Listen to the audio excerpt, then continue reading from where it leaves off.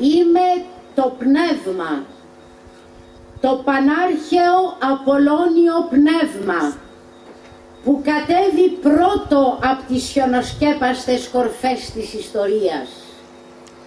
Ο άριν λόγος, ο όρθιος δωρικός σκοπός, ο μυθικός προαιώνιος νόμος. Είμαι η αρχή της πνευματικής ακτινοβολίας, της ευρυθμίας, της πειθαρχίας, της απλότητας, της βασικής κάθε ψυχής και λαού αυτονομίας. Είμαι η αρχή της τέλειας μνήμης. Είμαι το γνώθις αυτόν και το μηδέν άγαν.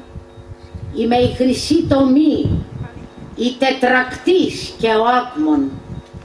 Είμαι το προμήνυμα του νέου χορού του καθαρμού πάνω από το πτώμα του φιδιού που θρέψαν στη σπηλιά της γήινης ύλης σκοτεινή λιθαργημένοι αιώνες. Περιμένω πια τη μεγάλη λύτρωσή μου. Θέλω να σαρώσω με μιαν υπέρτατη αντίσταση ό,τι μάταιο κι ό,τι σάπιο στη γη. Μη μου κλείνετε πια τα στήθη σας, τη σκέψη σας, την ακοή σας.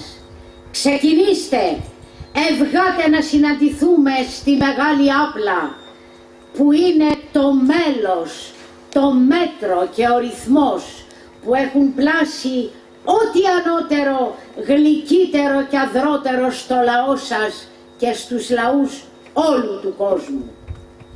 Είμαι ο ποταμός της φωτεινής αγιότητας που σας καλεί να ξαναβαφτιστείτε στα προαιώνια κρουσταλένια ανάματά του. Βοηθήστε με να σας βοηθήσω. Δεν μ' ακούτε? Ο βρυχισμός έχει πια οριμάσει μέσα στους αιώνες.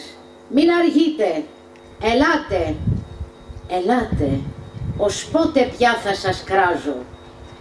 Αυτό που εμπνευσμένος ο ασφίτης εξέφρασε από τα βάθη της ιστορικής ελληνικής του συνείδησης. Κληροδοτεί σε εμάς το καθήκον της μεταλαμπάδευσής του σ' όλα τα μήκη και πλάτη της γης με τη θέσπιση της Δελφιάδας.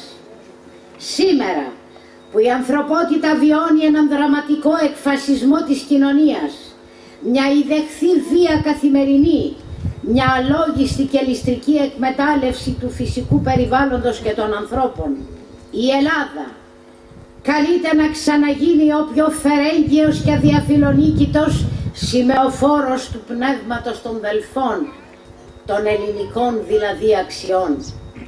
Η ιδέα της αναγκαιότητας και επικαιρότητας των ελληνικών αξιών στη σύγχρονη ανθρωπότητα πρωτοτέθηκε από τον πρόεδρο της Ελληνικής Δημοκρατίας στη Γενική Συνέλευση της UNESCO στο Παρίσι το 1982.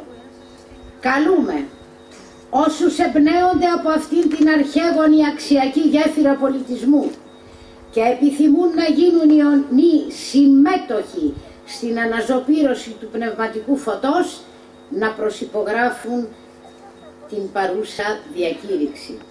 Αθήνα, 5/9/2013.